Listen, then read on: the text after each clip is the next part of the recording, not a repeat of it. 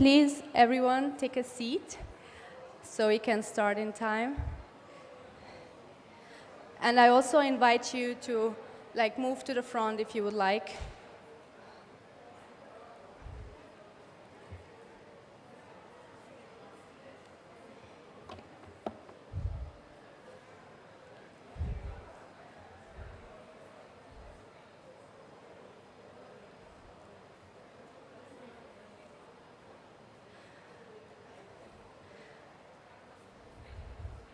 Thank you, everyone, for joining our event today. I am Selma Elgamal, Project Manager at World Future Council, and I will be your moderator for today. Our theme of the event is Pathways Towards a Renewable Energy Future and Exploring Multiple Opportunities. Very briefly to the structure of the event, we will start by a keynote speech, and then we will continue to a panel discussion by experts on renewable energy. And then we will like to invite the audience for their interventions, their experiences, or questions they would like to raise, and to have an interactive discussion. So renewable is key to not exceed the global warming of 1.5 degrees and to achieve net zero emission. However, for a successful energy transition and a long-lasting energy transition, there is more to consider than just moving from fossil fuels to renewable energy.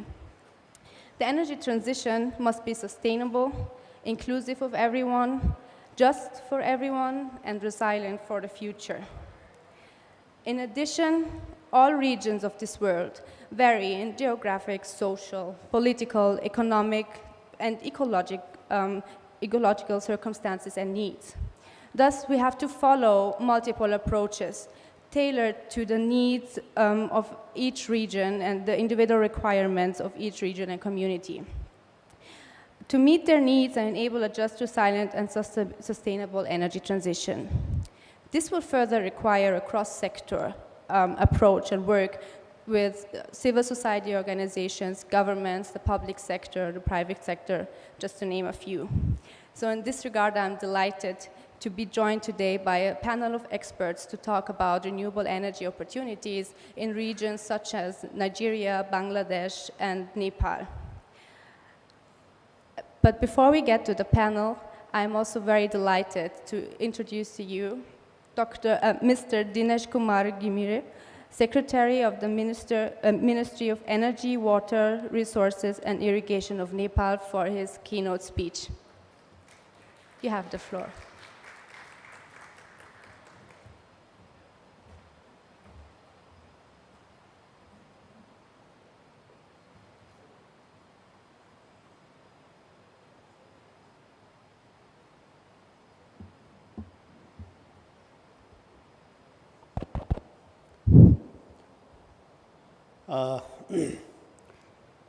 Thank you, moderator. Distinguished participants, ladies and gentlemen. I'm very pleased to give a keynote speech in the theme, the pathways for renewable energy. All of us are aware that the renewable energy's contribution is very, very significant towards moving into the clean energy transition for which the whole world is dreaming.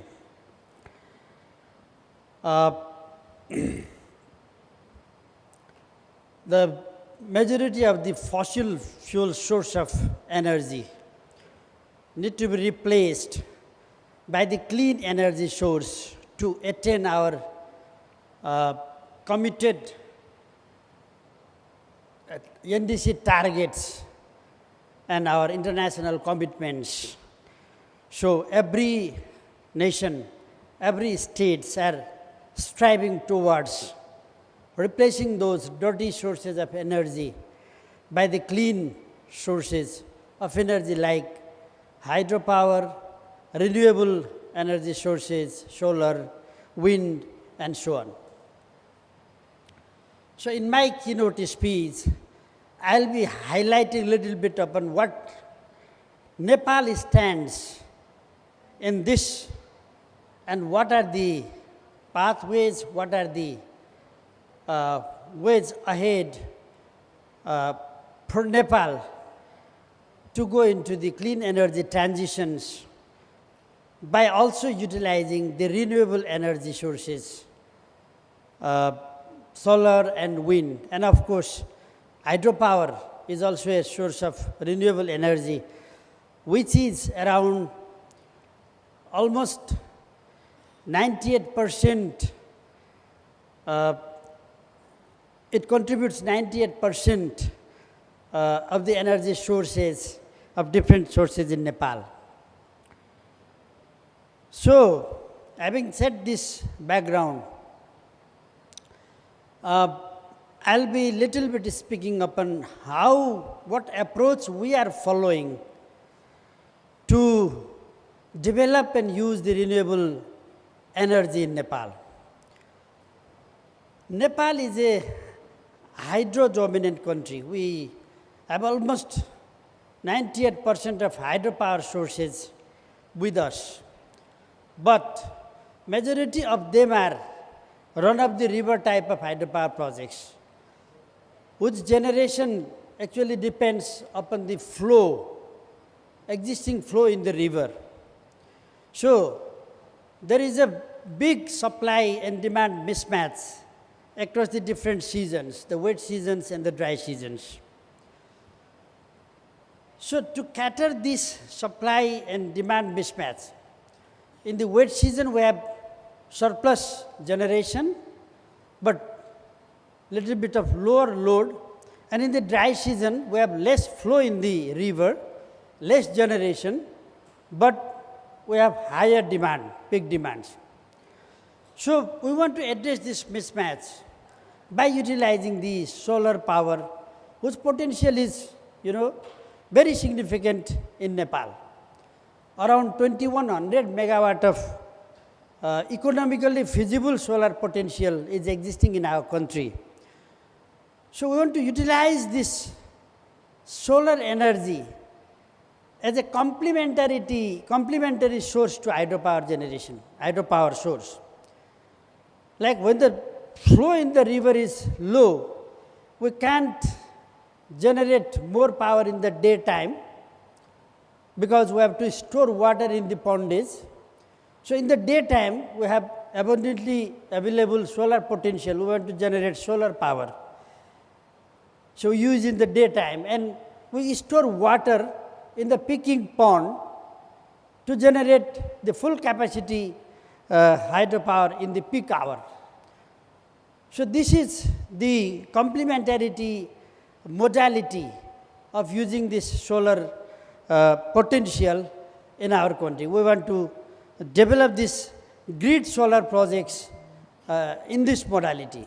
However, we are also focusing on the off-grid solar and wind power in our country.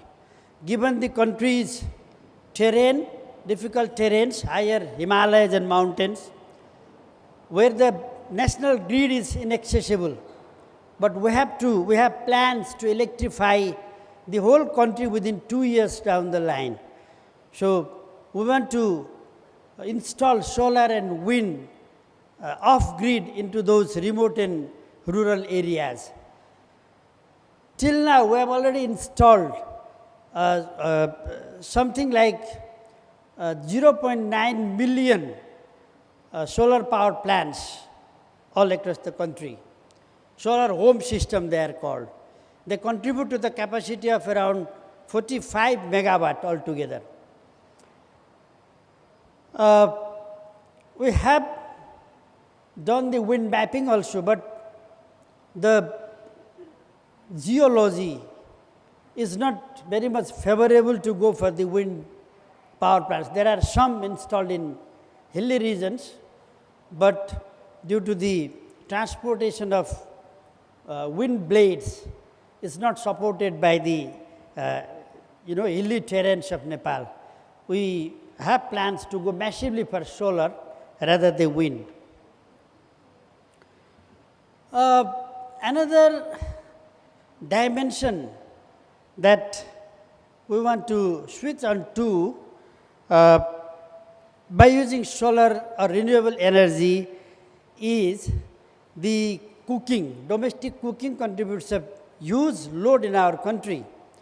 So, we want to use the clean cooking in our country to move into the clean energy transition and also to fulfill the NDC and SDG targets that we have already committed. By now, we have already installed more than 440,000 of domestic biogas used for cooking as well as in some cases the domestic lighting also.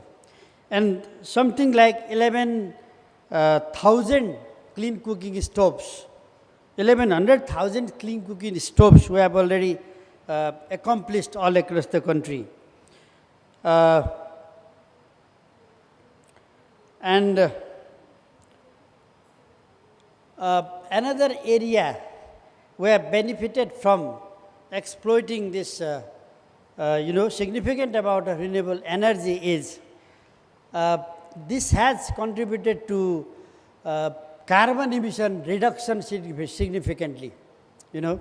So we have plans to reduce this carbon emissions by something like 8.6 million metric ton by 2030, and that is 35 million metric tons of CO2 emission we want to achieve by 2045, by when we aspire to be a net zero emission country. That's our commitment.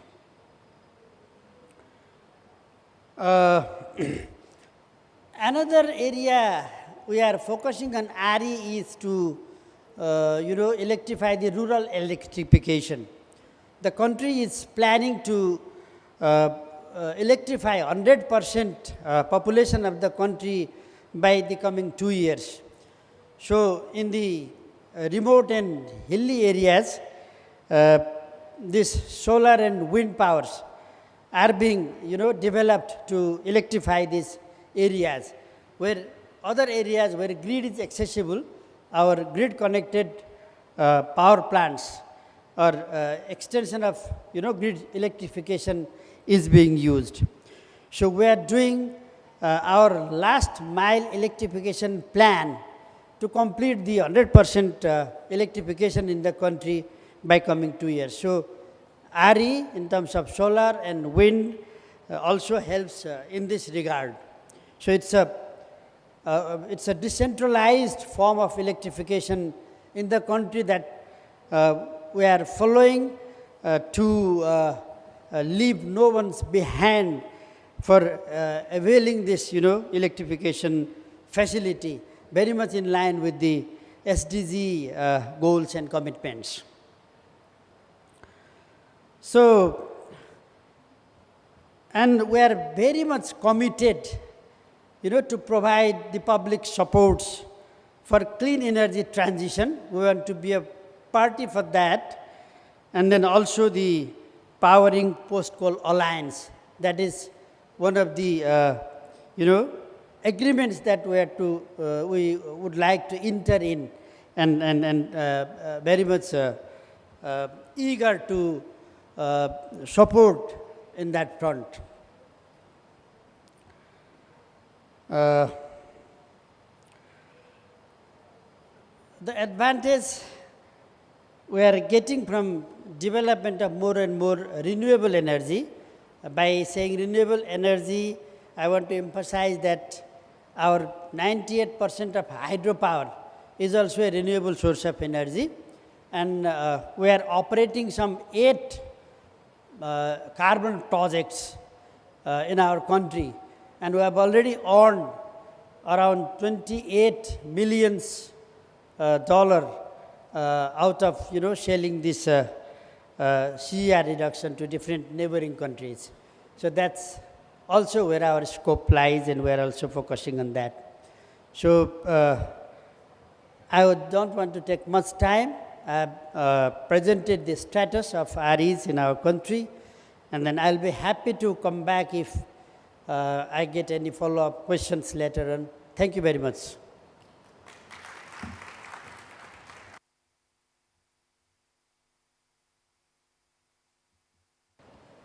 Thank you very much, Mr. Dimire. And I'm now pleased to welcome our panel to the stage. Dr. Ewah Eleri, Executive Director of International Center for Energy, Environment and Development. Please join us. Dr. Jahangir Masum, Executive Director of the Coastal Development Partnership in Bangladesh. Very welcome to have you with us. And also Mr. Raju Chhetri, Executive Director of Prakriti Resource Center in Nepal. Thank you very much.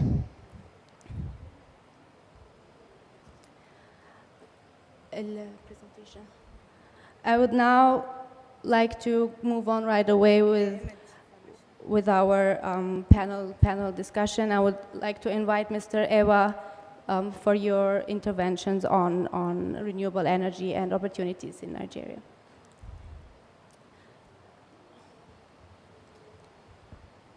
Thank you, Salma. Are we going to have the presentation on? There should have the presentation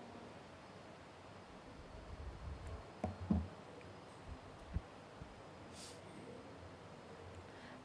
Can you please put the presentation on? Nanda.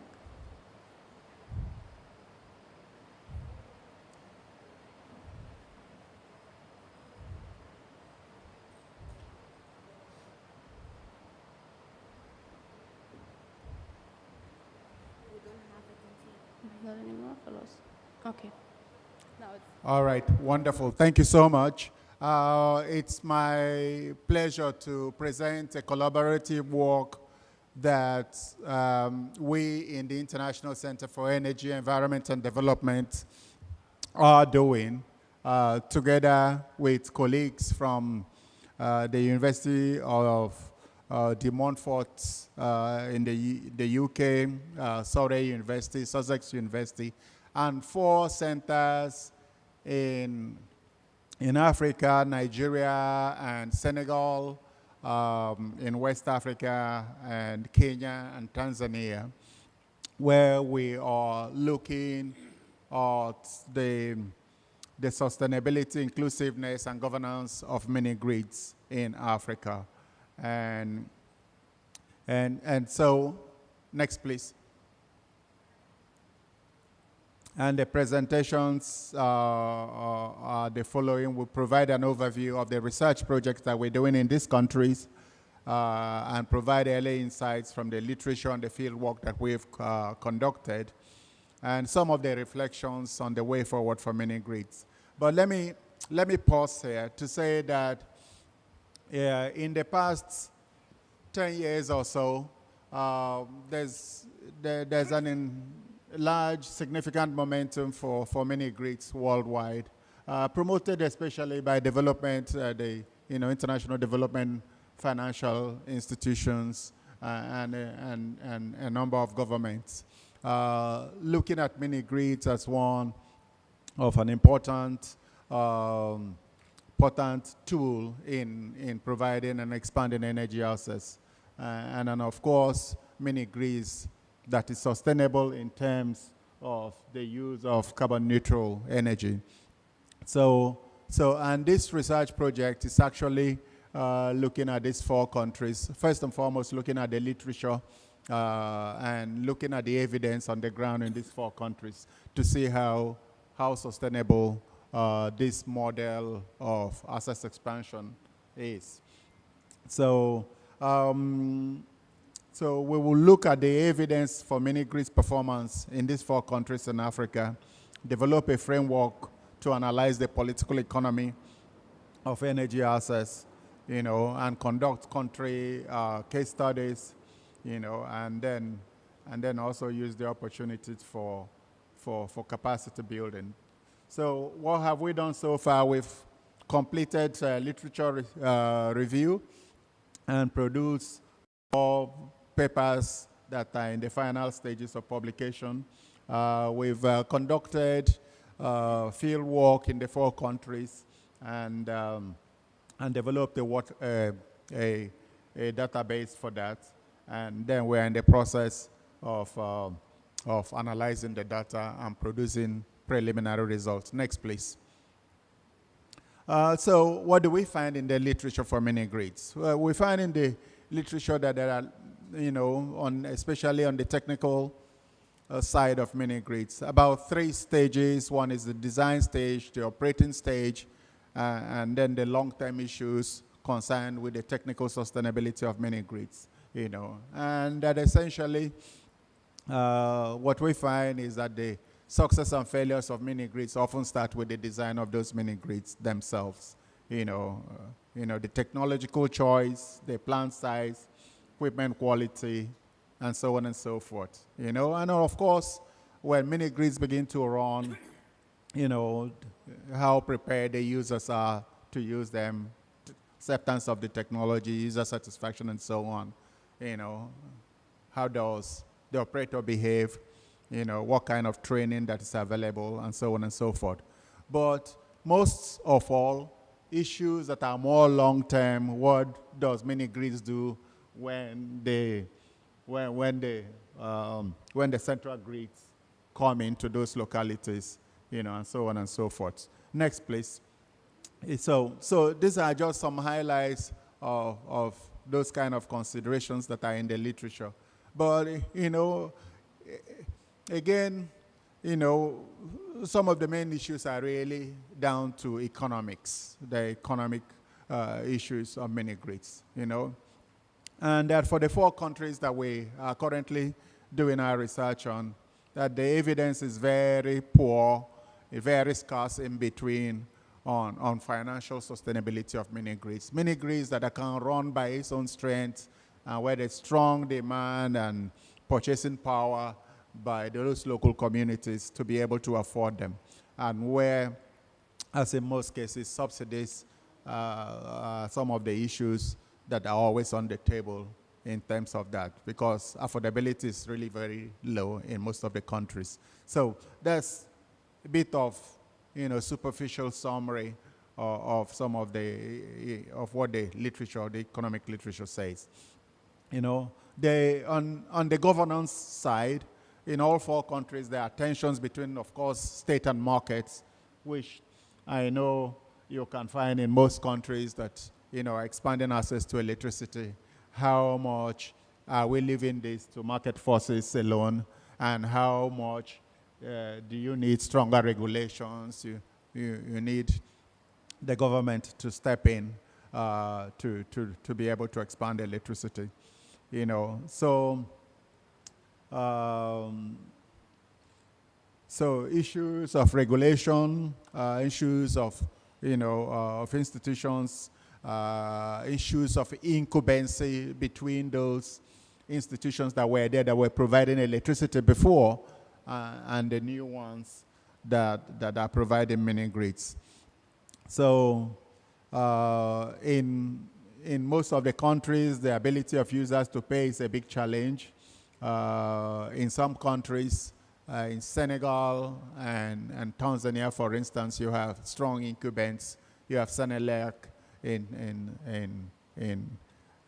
Senegal, and TANESCO in Tanzania, both of which are really active in this field. But the common denominator is that all 4 countries, that much of the financing and the driving forces for mini-grids are really external.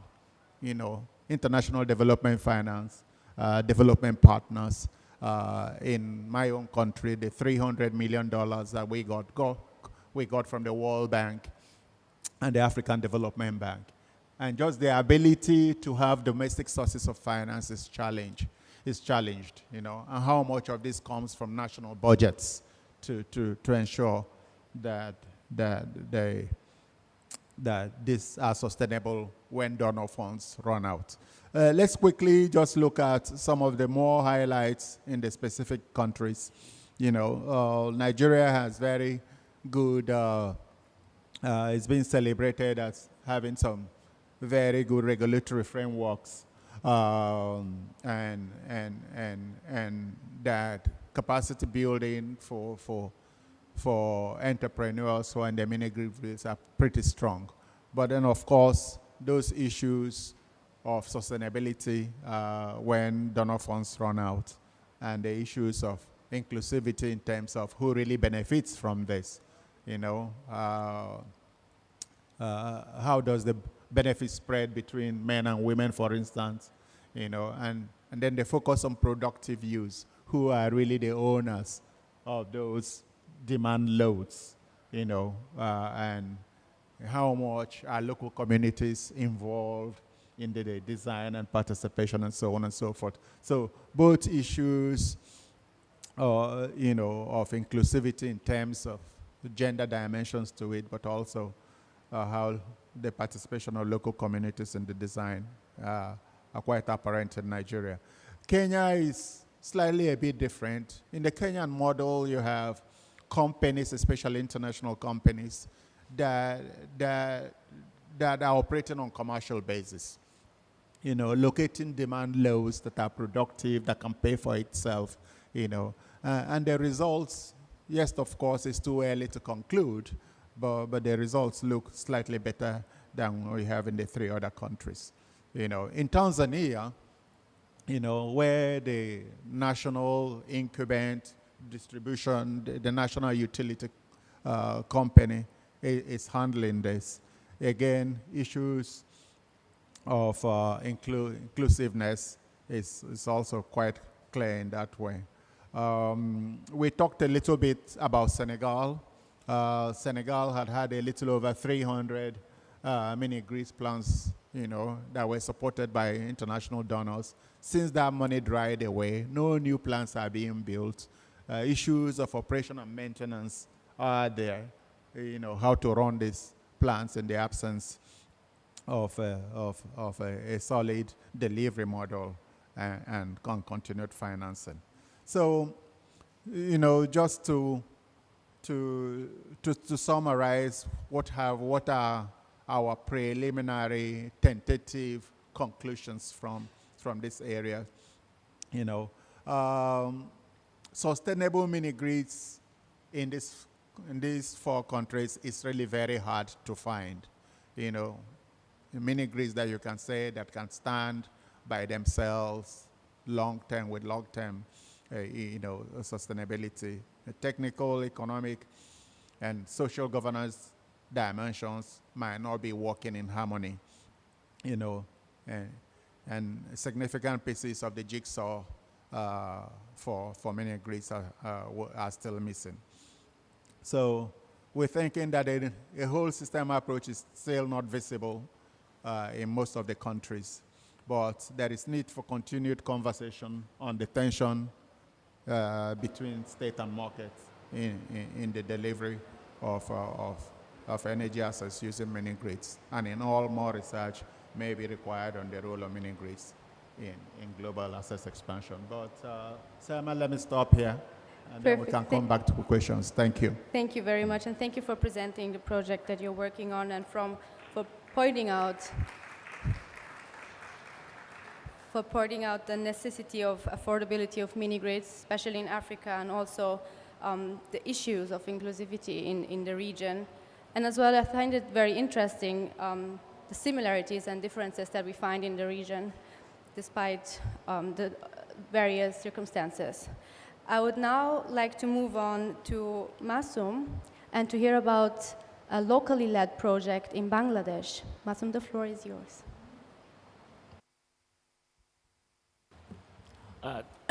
Thank you, Salma. Today I will basically talk about locally led just energy transition towards 100% RE. If there is no COVID, maybe I would show you some picture of implementation, because we are already like 2 years behind the schedule due to the COVID. But the journey started in 2018. And we did a research jointly by University of Technology Sydney. Sven was the principal researcher. Then World Future Council was also involved, Bedford the World, Germany, and Coastal Development Partnership, our organization. So in that study, we have shown that by 2050, it is possible to run Bangladesh 100% by renewable energy, even if there is no option to use hydrogen. You can cover 80% of the energy needs of the country just by wind and solar. So the study was basically revolutionary in that context. Before the study, there was no understanding about the potentiality of offshore wind in Bangladesh context. So, but as a people-centered organization, our perspective is just transition is fine, it's a good concept. But if the whole world is run by renewable energy, mitigation is reduced, does it really, will help poor people? Does it ensure their access to energy? So this is the big question we are facing. And that's why we call like this just energy transition, it should start from the bottom. So that has to be like community-led, bottom-up, partnership-based renewable electrification model. And that model has to be kind of a business model, otherwise it will not sustain. So what we did after the study, we thought that we want to build a 100% renewable energy run village, a model village, so that others can be interested, or how 100% renewable energy can contribute in the rural electrification as well. Why this idea came? Because if we consider in rural context, you will see even many countries will boost. Oh, we have covered 100% renewable energy, electricity access. But the reality is, in rural area, it still lagged behind. Even in Bangladesh context, like household without access to electricity is 5 times more prevalent in rural areas than the urban areas. And also, we want to change the government definition of 100% coverage. Because if in our country, if single household is electrified in a village, we consider that is electrified village. But the reality is different. Even in an electrified village, not all the poor have access to electricity. That is the reality. So this model village gives us a hope that everybody will have access to electricity, clean cooking facility run by the renewable energy. And we are interested because still in our country, around 6,000 villages, they are out of electricity access. And among them, more than 1,000 villages in off-grid areas. They might never be in the electricity access if we don't have this kind of mechanisms. So we try to do that thing. And also there is another challenge. Why 100% renewable energy model? Because all the mini-grids, I mean, my friend is talking, that is hybrid model, not 100% renewable energy, because there 10 to 20% diesel provision is there. And it is basically due to the economic reason, to be cost effective, to reduce the battery cost. So in our model village, we also decided that this electrification system should be compatible like a very developed country, like Germany. So that if a poor people, like in a country in Bangladesh, they should not have kind of a low-grade infrastructure, energy infrastructure, because that is not energy justice. So this model, when we are talking, we found why the community is not interested. Unfortunately, solar home system also is a reason, because it's very much costly in terms of the poor people's context, and also repairing and other things is very much challenging for them. So they really want something, they don't have to bother. No, they will just use the services. And they said that, okay, if you take care of that things, then we can solve the whole process. So we told them that don't worry, the technical part will be designed by the technical experts, business plan will be developed by the business experts. You will just have to concentrate, support the project, and after 10 years, you will be the 50% owner of the project, the infrastructure. So this is also a way of transferring ownership to the community.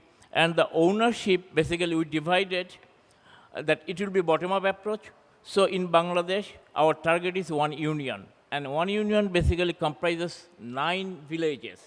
So now every village will have 5% of share, and the local government will have 5% share. So this 50%. And the business entity who will manage these things, they will have 50% share. So after 10 years, these 50% share, the community and the local government will get, if they really support the project, so that to sustain the project. And as far as we decided that currently we managed to assimilate $500,000, so that we can go for a kind of a system that can support 1,500 people.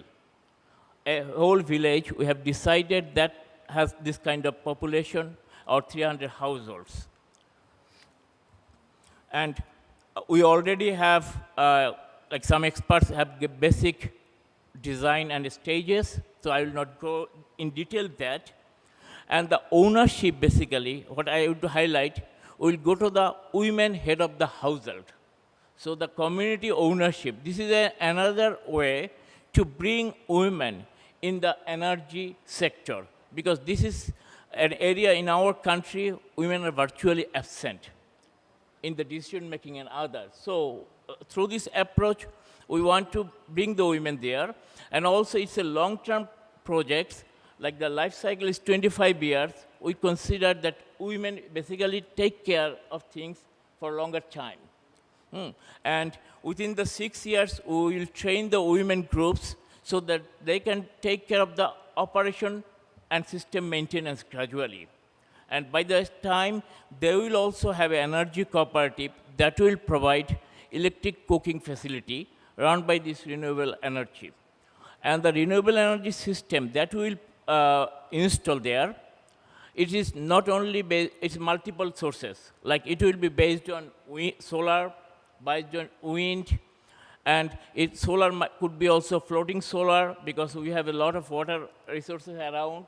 So based on the geography, it will be decided by the experts. And if we cannot cover the whole thing by multiple sources of renewable energy, then we will put battery just to avoid or make it 100% renewable energy. So why we are basically what we want to achieve? Of course, this is could be seems like a good NDC target fulfillment approach, but no. The community considers access to energy is a key to their adaptation, key to prevent their loss and damage. And that context is missing in the energy narrative. Everybody is considering techno-economic mitigation perspectives of energy use. So, because if they have access to electricity, they can diversify their livelihood. They can diversify their skills. They can prolong their productive time. They can get information in real time. So there is many opportunities that they can really explore. That is not possible now. And also, this will help to show the world that women-led just energy transition is possible and very much feasible. And through this process, we basically want to highlight people's energy sovereignty concept. Because nowadays, every country knows after the Ukraine war, energy security concept is challenged. Everybody is looking for energy sovereignty nowadays. So it's a high time. And if you want energy sovereignty, you have to involve your own people. And that has to be from the grassroots level. So we also want to highlight that one. And our government, if they can follow this model, they can ensure SDG 7 targets. They can also ensure their NDC target as well. So it will be a win-win for both people and the government as well. And for the civil society, we basically will highlight through this model the energy justice narrative to dump the techno-economic narrative of the energy context. Thank you very much. Thank you very much, Masum. Thank you for highlighting the importance of community involvement and especially the gender aspect of the deployment and acceleration of renewable energy and to achieve a sustainable energy transition. I would now like to move on to the aspect from Nepal on renewable energy and the importance of renewable energy. Raju, you're invited to have the floor. Thank you very much, Salma, and namaste to everyone. Well, in the beginning, in the keynote speech, you have already heard our secretary talk about the context of Nepal, where we are heading, what's the plan of the government in order to move to 100% renewable energy. So we do have a very ambitious plan that we do want to address energy poverty, but at the same time also become self-reliant and self-sufficient in the energy that we produce and we use. Well, let me just, given the context that we have been working around promoting 100% renewable energy in the context of implementing nationally determined contribution. So if you look at the plans from Nepal's NDC document that has been submitted to the UNFCCC, in a way, it's a quite ambitious plan given the country context of Nepal. As a mountainous country, as a landlocked country, and a country that has a lot of its other basic needs to be really fulfilled. So having this ambitious plan is, in NDC itself is quite promising, in fact. But of course, what we also said is, in order for us to really implement these plans, resources will be required, and that will be required in a big terms. If without that sufficient resources, we'll not be able to implement those plans. In order to promote this really work, what we did initially was establishing something called MAP platform, multi-actors platform for 100% renewable energy, where we have about 46 different diverse inclusive stakeholders coming together to talk about how we can really achieve this. Of course, this is in the context that we also take into account climate change and renewable energy. Because before having this discourse, a platform being established, what we primarily focused was climate change community talking in silos, of course, the renewable energy community talking in silo. And one of the very main objective of this platform was to bring these two communities together so we can see it from the climate change angle, but also look into where the feasibility of really having this 100% renewable energy in the country context is possible or not. So in fact, this multi-actors where we have government representatives, civil society, private sector, we have community representatives, media, academia, all these sectors coming and discussing about 100% renewable energy in one platform was itself a new thing.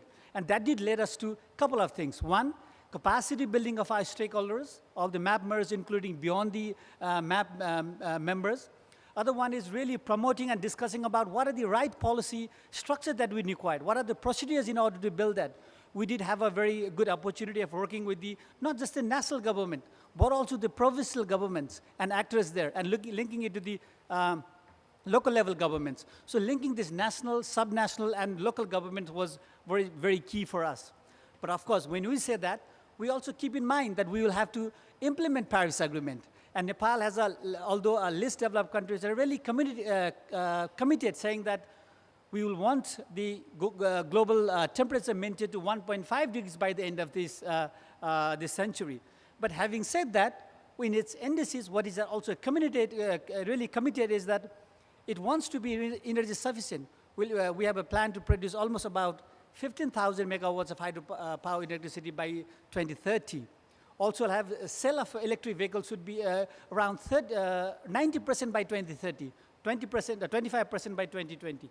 So this kind of like ambitious really targets does give us quite a hope in terms of moving to a low carbon development pathways for Nepal. And we have said by 2025, 45, we want to be net zero emission. So I think that's an ambitious plan. But at the same time, the country is like almost 45% of the coverage is going to be forested. So that's again a tall ask for a country like ours, where a lot of our communities depend on firewood and forest products for their livelihoods, for the energy, addressing energy poverty and other forms of course, poverty in general, of course. I think given that, as our colleague very rightly from Bangladesh mentioned about how do we transition this from with this high ambition from a, let's say, highly fossil fuel-based, let's say, or let's say the biomass-based energy to a clean energy. Because currently what Nepal has really been doing is we almost import 100% of our fossil fuel from India. We send a lot of our national income, or let's say the resources buying fossil fuel and utilizing that in the form of different, from industry to transportation sectors. There is a huge need for this to change. The transition from a fossil fuel-based system, or let's say uses of fossil fuels to a clean energy. But in that particular context, what we cannot forget is how do you do this in a just manner? Of course, at the global level here, when you talk about implementing Paris Agreement, we talk about global justice and fairness, developed countries versus developing countries. Maybe there are also, but at the same time, what we also think is important that we also talk about equity and fairness at the national context. How do you do this? How do you reach this energy system, or let's say energy poverty really address at the national system? That is very key. But of course, we also know that government alone won't be able to fulfill this. The working in collaboration and cooperation with private sectors, CSOs, communities is very key. And that is something that can really be a key element in terms of moving how justice can be achieved. We may have views, national plans, but if the communities or the people on the ground are still suffering from energy poverty or poverty in general, then we may not say that we have really achieved that just transition. How do you do this? If there are people based using fossil fuels, how much time do we really need to transition from one fossil fuel based uses, or let's say energy system, to a more renewable energy system? Buying that time or giving that time to a country like Nepal would be absolutely necessary. Without that, achieving our what we call the addressing poverty, addressing the sustainable development goals, at the same time fulfilling the commitment that we have will be extremely difficult. So we don't look this in a very siloed perspective, but when you see that resources availability, of course we have the huge potentiality of the hydropower and clean energy, but harnessing that is very key, so that for the resources, financial resources will be a requirement. Similarly, the capacity, how do you build this capacity and get the right technology so that the country can really move towards building the clean and green energy future? And also working with all the stakeholders, and it means that capacity building and inclusivity is a very key aspect. So looking from this part in holistic aspect, this is what the MAP platform or the MAP work has been really promoting in the country. There are a lot of details around it over the past, of course, 1 year was gone with the COVID, but of course in last 1.5 years, 2 years, we have used huge amount of experiences that we're of course happy to share in detail later. We also have some MAP members, of course, expert in e-cooking here sitting in our audience. They will also be able to share some of their experience later if you wish to get into detail. But I would be happy to take any questions that you might have later. But for now, I will stop here and back to you, Salma. Thank you very much. Thank you very much, Raju.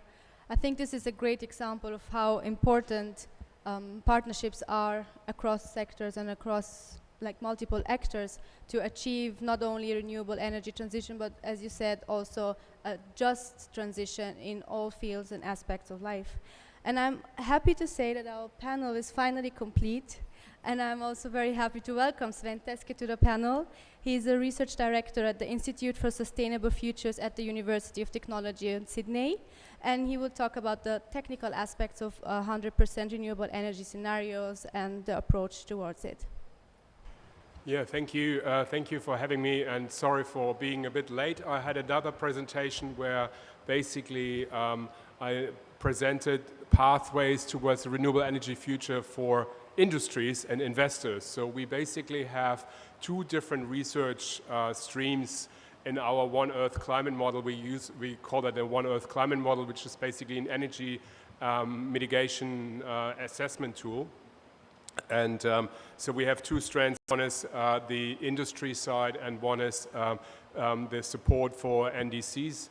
And we were involved both in the Bangladesh and in the Nepal work. And while I don't want to present the, I want to actually go a bit more into detail how, because we see us from the Institute for Sustainable Futures and at the University of Technology in Sydney as a service provider for basically providing modeling and energy research service for exactly the process you just described. So there are two different ways of putting together an energy scenario. I mean, at the end of the day, an energy scenario could be done at a desk with asking no one in the country, and we can do an energy scenario. The problem then is that nobody would actually use it. So it would be a mathematical exercise, which is interesting, but not very useful. So what we do with our work is we provide the modeling expertise, and we also provide the mapping expertise. We have a team of mapping specialists in our team where we make an assessment of the solar and wind potential in a country, in a specific country under space-constrained condition, which means we look at a utility scale solar and wind, not rooftop, but utility scale solar and wind power plants, and where could they actually be installed. So we basically look at the map of a country.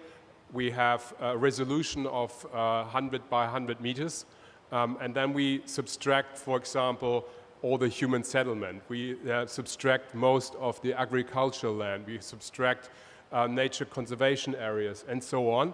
And what's left is then a potential space for utility scale solar or wind, or we could actually both.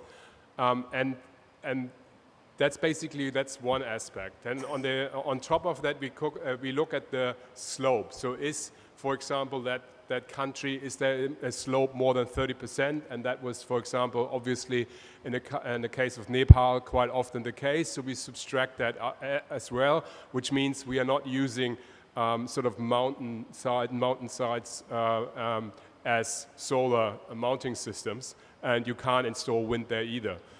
And so the next step is, where are the roads, and is it possible to actually access those areas? And the last step is there a grid? In many countries, we have we have good conditions for solar and wind. In my home country, Australia, we have a lot of solar and wind potential, but most of it is pretty far away from the grid. So there is a theoretical potential, but not a practical, not in the next few years at least. So that's what we do. Secondly, we then provide those maps to our partners on the ground, say, okay, this is what we find out, what do you think? And then there is usually a debate, obviously, if this area is actually suitable or not, because we don't know it. We always need to have sort of a person who actually knows the area on the ground and say, well, actually, this is good, we could do that, or this is certainly not the case because of whatever reason. So that is the first assessment. So we have, in the first step, the potential for solar and wind already. We also assess, to some extent, biomass and hydropower if data is available. Biomass for us is really only a fallback option. We try to not use biomass in our energy scenarios because it's quite often double used. So, for example, if there's a potential of, I don't know, 10 exajoule of biomass, then let's say the plastic industry and the packing industry and the energy industry, and they all use those 10 exajoule, but all of it. So basically it's double use. So we want to make sure that we have sustainable biomass potential, which is quite small in most countries. Besides the fact that biomass is basically a very inefficient way of in terms of land use to actually convert it into energy. A solar panel has about 15 to 20% conversion rate per square meter of sunlight, and biomass is just 1 or 2. So the energy demand, the energy harvesting per square meter of bioenergy is very low. So you only use it in some conditions. Secondly, we access public databases or databases where we buy the data for a specific country. We usually use International Energy Agency data, and then we present that, put it together, and then give it to our partner on the ground and say, well, is that actually true? Is that real? What's wrong? What's missing? So that's another step. A third step then is we discuss with the partners what kind of technology is currently in the debate in the country. In the case of Nepal, it was really interesting about hydropower because very few countries actually have additional hydropower potential, but Nepal has an enormous one. So we basically have to decide with our client, with our partner, how much you think is acceptable. Another example, for example, when I was in Bangladesh, and I have to say I'm a dual citizen, I'm German and Australian. When I've been to Bangladesh, it was a real experience because I've never seen a country like that. So we realized that space is an issue.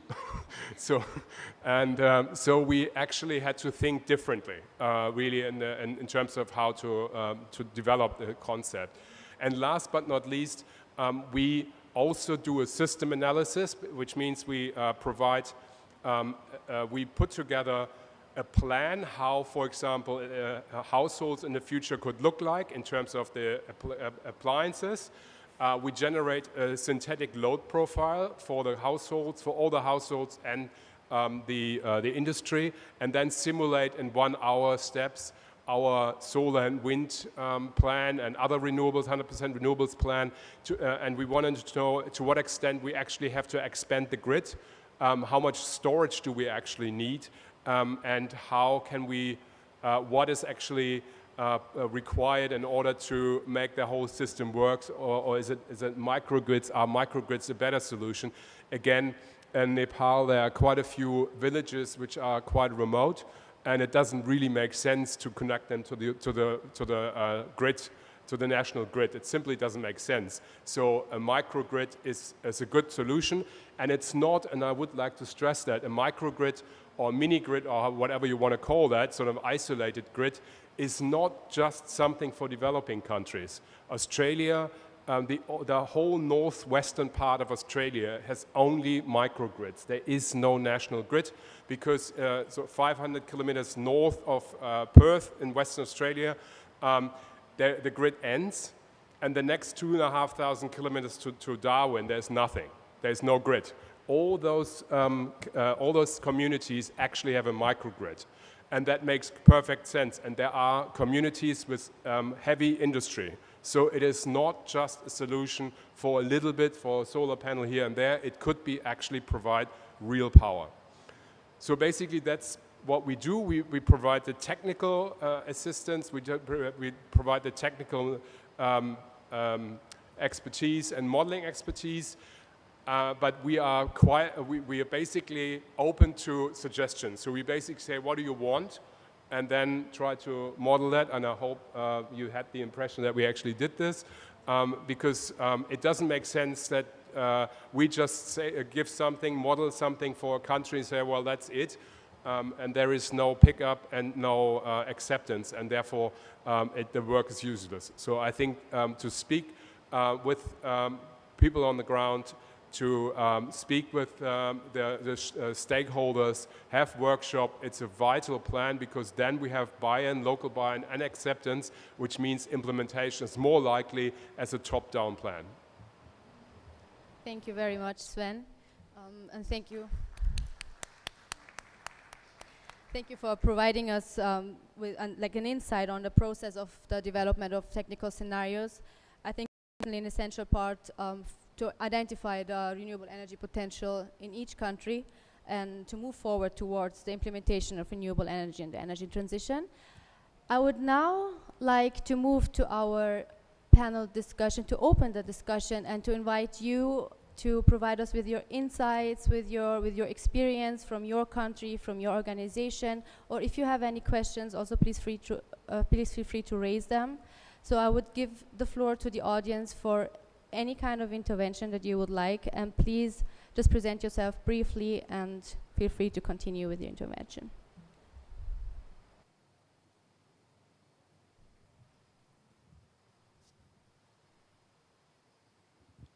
Thank you very much for the excellent presentations. I'm Stefan Schurig, Global Renewables Congress and Foundation's 20 platform. One question to the panel, and not sure who wants to respond to it, is if you will be able, or if you would decide about what the most rate limiting factor for renewable energy actually is in your particular constituencies. What is the most important thing, or what is holding back investments into renewable energy? What would it be? And one other question to Sven maybe is, does it make sense, you mentioned the difference between mini grids and national grid, and in some regions, no matter whether it's a developing country or an industrialized country, it does not make sense to extend the national grid to the most remote areas. But however, there are certain areas where it's just about to be connected to the grid. So I always thought it makes probably sense to distinguish not only between off-grid and on-grid, but also near-grid, because near-grid is about to be added to the national grid, and off-grid is a complete different strategy and a complete different finance scheme behind it. So 2 questions. Thank you.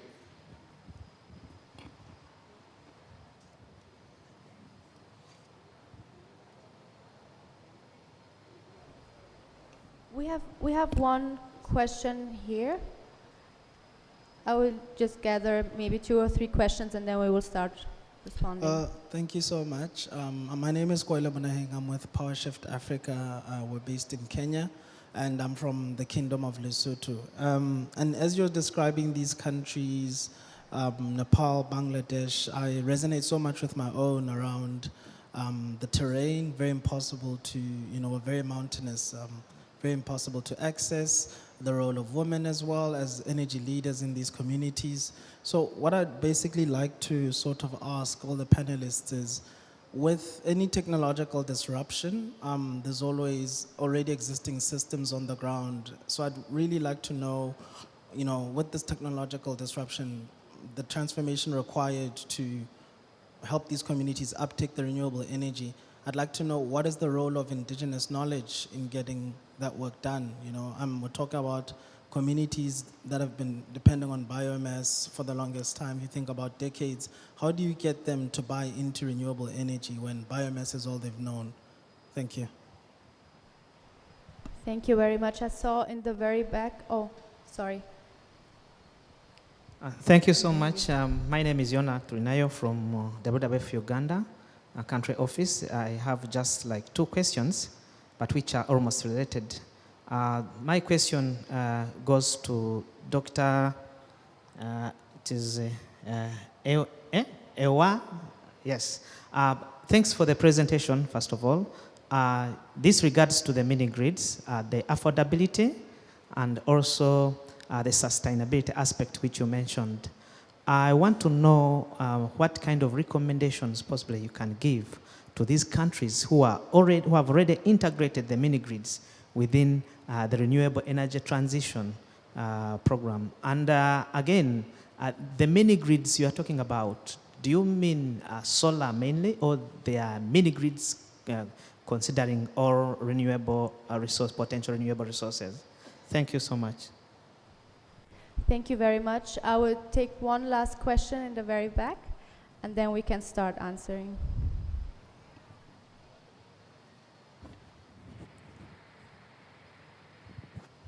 Thank you. My name is Kiel Kühne with Leave It in the Ground initiative, Lingo.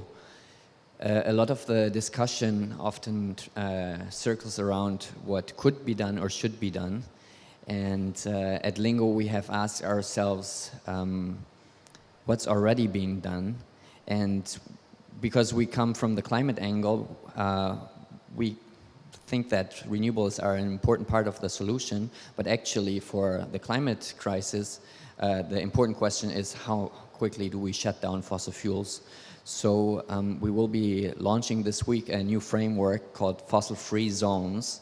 And I would like to ask the panelists of if you know of any inspiring examples that you would like to share of places that are already free from fossil fuels completely. Thank you very much. I would like now to turn to the panel to answer the questions. Sven, would you like to start? Yes, I start with the technical ones. The near grid question first. I'm actually involved in a project we work at our University Technology of Sydney with the Aboriginal Land Council from Australia, and the Aboriginal Land Council identifies their area, and they can actually apply to actually assess their land, and then it would be under the sort of governance of the Aboriginal Land Council. So what we do is we do mapping for solar and wind, mainly in the outback of Australia. And we have quite often the case that those communities are near the grid. So there are two different ways. One, our experience is that there is some sort of a connection that people want to be connected to the grid because they feel included in the country.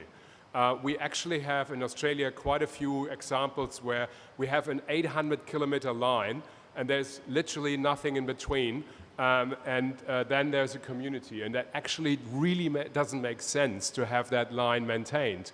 But it's sort of a psychological thing that they actually want to keep the line.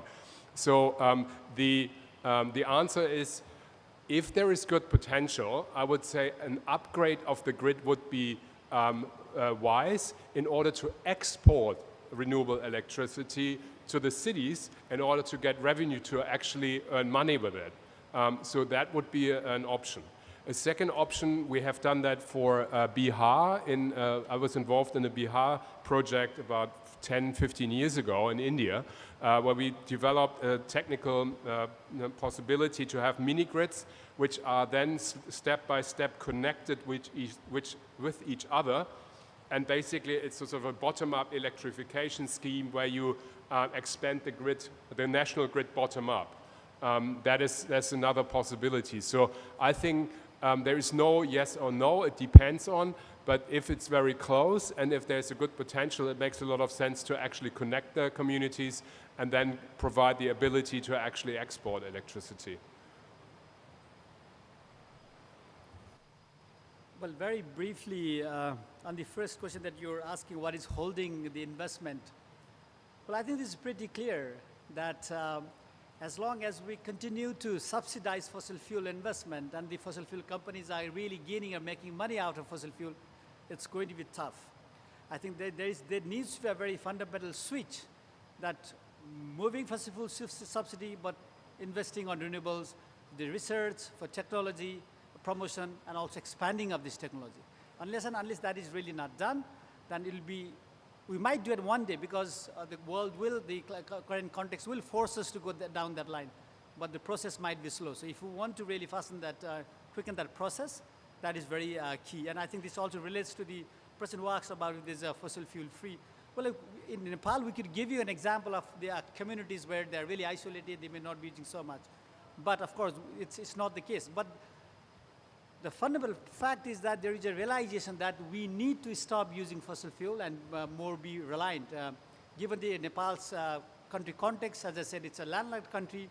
We import 100% of our fossil fuel from outside. There's a realization at the political level, at the implementation level, that we have to quickly switch this from fossil fuel to domestically produce electricity. Not just that, there's also a vision that we might help our neighboring countries, like Bangladesh, for instance, providing them the renewable energy that we generate, and there's already move into that direction. Finally, on the indigenous part, I have to say that, well, I don't know what are the really indigenous technologies in terms of the communities use, but what I can say is the knowledge that the indigenous people or the communities have in terms of managing the resources is a very fundamental part. And of course, like a lot of our cases in our context would be they're relying on biomass for energy, right? But how do you switch that? But in a way that it can be managed with the indigenous knowledge about passing on how they manage their communities.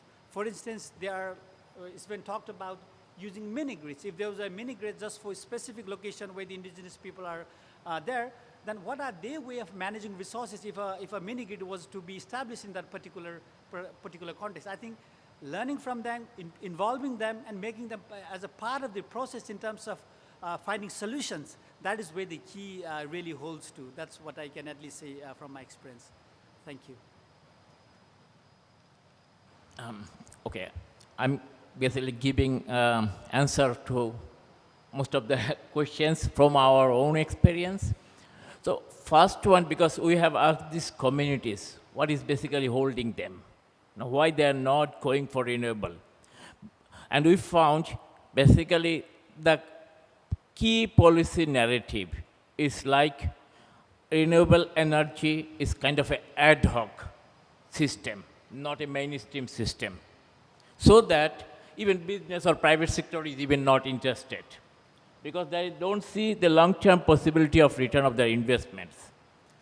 But at the cultural context, we found that community considers the renewable energy, quality of renewable electricity is not as good as like the grid electricity, because they use solar home systems. And solar home system has limited capacity. It cannot run all the appliances that the grid can do, electricity can do. So these two narratives basically holding people. And when we tell them that consider this electricity for any kind of your power use, like the grid, then they said, if that is the case, we can go for it. So people don't basically think from which source their energy is coming, electricity is coming. They want the energy use for their all needs, all households' needs. So in that context, if you can provide that needs support by the renewable energy, it will gradually reduce the fossil fuel. And I can tell you, because in Bangladesh we have been advocating since 2018. And government has gradually shifted their positions. They're all focusing on the renewable electricity.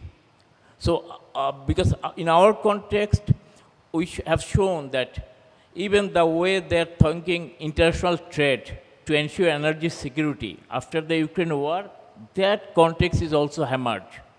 So everybody has to develop their own system. And also it is good for just transition if you target areas that is not yet developed for the energy infrastructure. So you can put new energy infrastructure.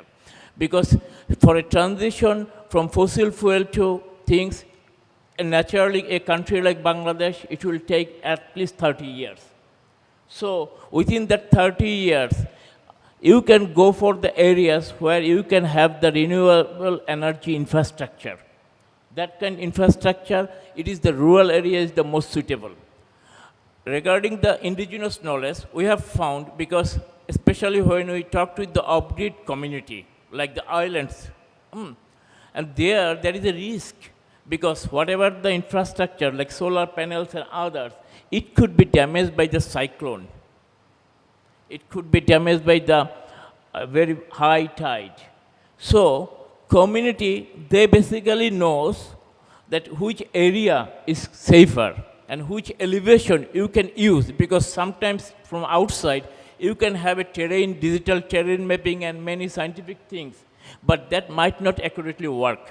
Rather, the community will tell you, okay, use this land, make it this amount of height, so that they can protect the assets.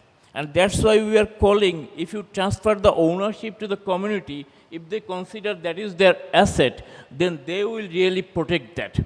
And also, I think there is a misconception that maybe the community cannot handle the operation and system management.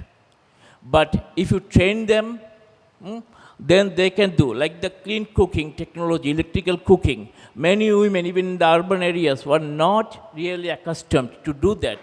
But within a few months, they are doing it very nice. And we have trained some of the women in the rural areas. When they can do this kind of technical use, they feel confident. And we are also confident, like within a couple of years, they could be a really trained workforce.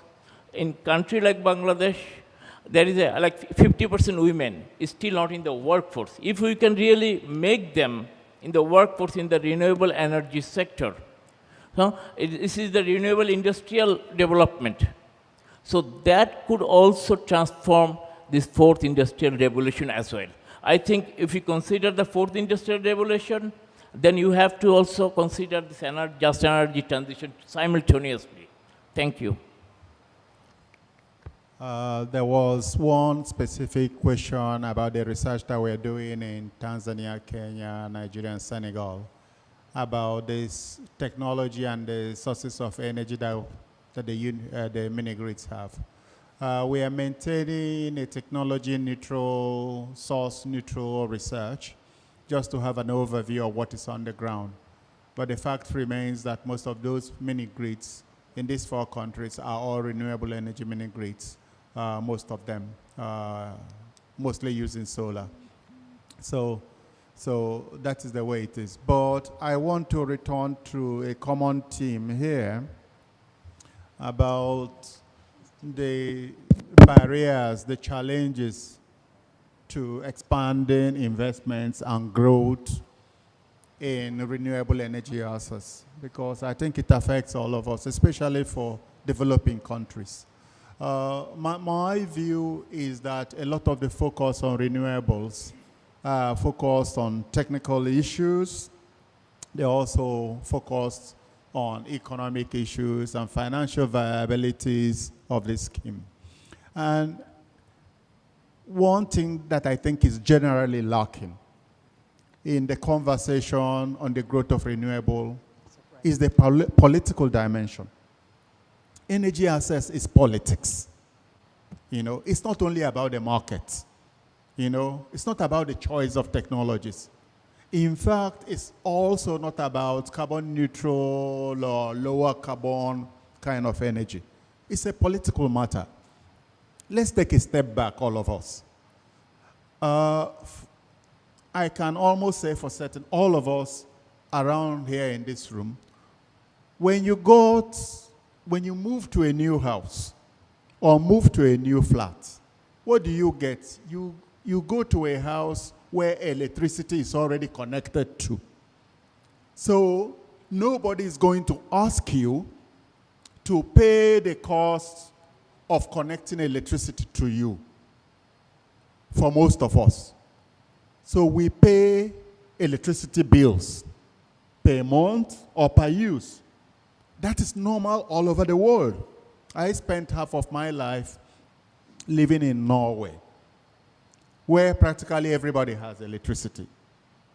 So you move into a flat, there is electricity connected, there's a meter there, and what do you pay? You pay per use. What we are doing today that makes energy access so impossible to achieve is because for the poor, we abandon that delivery model. For the poor, we tell the poor, you have to pay the cost of connecting you to electricity in addition to paying the cost of using it. We make energy access impossible because we do not make the same demand on the rich or people who live in urban areas. In rural areas, we tell people it's like, I will build a road to your town. But you have to pay, before you use this road, you have to pay upfront the cost of building the road. Not putting a toll on the road. Not saying you pay this as some kind of tax or use, but you pay upfront the whole cost, offloaded upfront to the poor. And that is why energy access is almost impossible. In most African countries, including mine, in Nigeria, we, year after year, energy as a per proportion or electricity as a per proportion of the population is declining. At some point, we had 60% of all our households connected to electricity. Today, 20 years later, we have about 40%, 39, 30, 40% connected. So more and more people are climbing down the energy ladder. It's a political matter. And we need to raise those issues.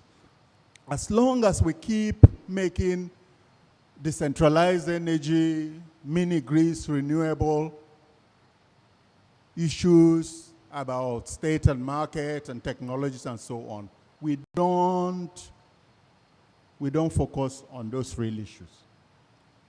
That if you think energy is essential for delivering development, that you can live a modern life and that we can preserve the planet, we need to provide the infrastructure for delivering electricity that is clean. And once we do that, we can now demand on all, not only the poor, to pay the cost for the use. I stop here. Thank you very much. I think this was a great pointing out of the injustice that we have currently in the energy transition and the access to energy and affordability. I see that we have one more question in the audience, please.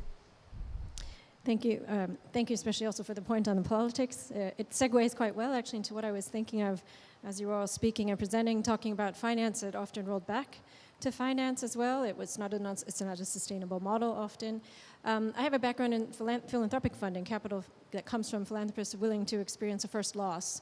And it occurs to me that potentially some development impact bond funding could be useful here to get things off the ground. Probably something you've all thought about before, but also wondering what you think about philanthropic capital coming in as the first loss capital for some of these projects until they're able to sustainably finance themselves. We've heard this week about a couple of big commitments from some big foundations in the renewable energy space. Just wondering if you could give a reaction maybe to that within your own context. Thank you very much. Are there any other questions from the audience? If not, then I would move directly to the panel to answering. Well, I mean, very briefly on that.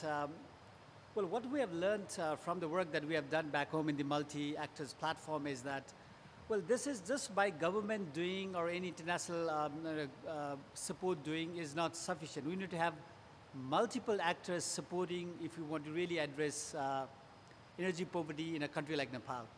Well, I mean, things are so, geographically it's very difficult, less resources in the country to really invest in that.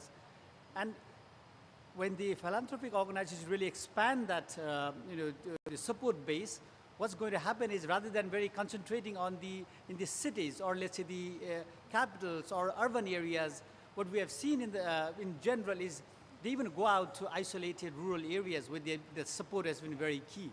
In that particular front, we see that expanding their base not just in the context of humanitarian aid or doing some environmental work or some development work, very targeted, specific one in renewable energy, and expanding that would be very much of a complementary work what the INGs do or what the government does, what the private sector does. I think you do have a very key role and to play there, especially looking at how we can address the energy poverty in the context of very isolated rural areas. Thank you. Would anyone for the panel would like that? Basically, this model, what we are talking, it's basically you need private sector or the financial system there. And current challenge is that the financial options, especially in my country, is not feasible for the private sector to go into the investment because of very short-term loan return and high interest rate.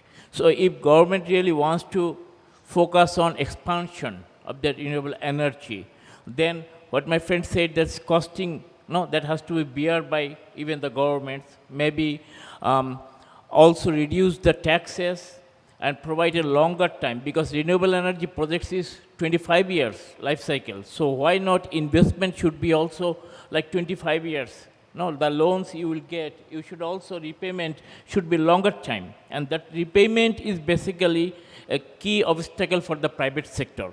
At the same time, I would also say the way in the developed country, the energy cooperatives are growing, that model has not tried in the developing country context. Because to sustain this system for 25 years, you have to follow business approach. From wherever the money comes, it's not important. You have to follow a professional and business approach to continue that. At the same time, you have to have capacity building option within them. So that means you need a multi-partnership approach. Government, community as a user, or even a maintenance operator, then also private sector as a financier, and even civil society as a capacity builder. So this option really could make a new way, a multi-stakeholder partnership for just energy transition could be possible. Thank you very much, Masum. Before we close this meeting, I would like to ask Mr. Dinesh if you would like to add a few words on your perspective on this discussion. Thank you very much. Most of the questions are already answered. What I want to add there is to make all these renewable energy investments very effective. We have to have find some innovative mechanisms for incentivizing those marginal communities who are far away from the main grid and want to use that renewable energy, but are very marginalized and cannot even pay the basic charges of energies. So for that, we have to find some innovative ways of incentivizing them. I don't want to focus into subsidy very much in this regard, because that doesn't establish the ownership for those people. But we have to find some innovative market incentive models to to facilitate them using this energy. For example, if we give a very soft loans for capital cost for making those projects in those areas, and let those users pay in a long-term basis, as my friend from Bangladesh mentioned, so that would create the ownership as well as make them use this kind of energy. So those kind of switching on to the market incentives from the existing subsidy mechanism will be a key idea to effectively expanding this renewable energies to the marginal communities. Thank you very much. Thank you very much. Thank you to the panelists, and thank you to the audience for a very fruitful discussion. We close our meeting now. We move on to the next meeting. Thank you all. Have a great day. Bye-bye.